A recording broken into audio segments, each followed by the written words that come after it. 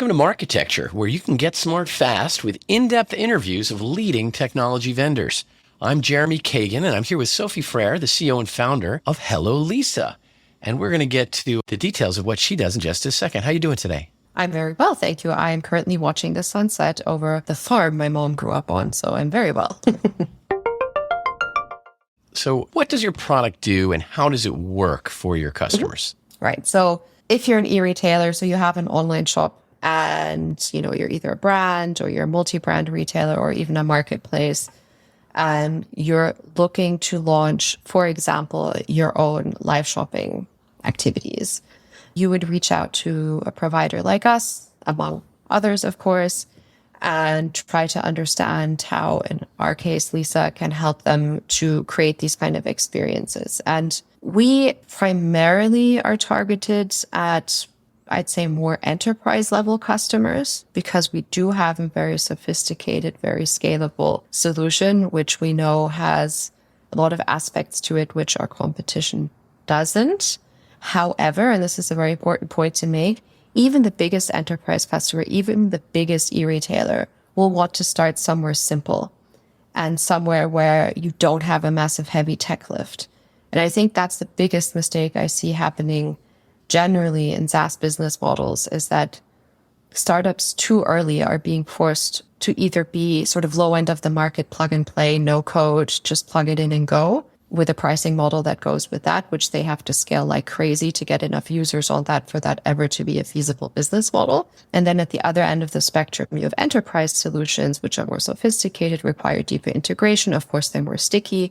Of course, they have a lot more features. So of course, the pricing is different. You have a different business model behind it. But even with those customers and having a product which is excellent for these type of customers, like marketplaces, for example, even they want to start simple. I think that's one of the core insights we had. We said we have to give them easy ways, easy access to start with live shopping, ideally even with zero tech resources being required. So explain how that might work then.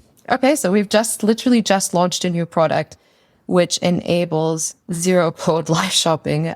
How that works is that a retailer can book even individual events with us and say, I just want to do one live shopping event. I still want it to look and feel like it's happening in my environment, right? I still want it to be branded with my brand identity, but it actually runs on a domain which we create and we set this event account up on, but it's branded in the retailer's identity. And the way it still works seamlessly, though, is that the user can still actually buy the product on that retailer's e-commerce, right?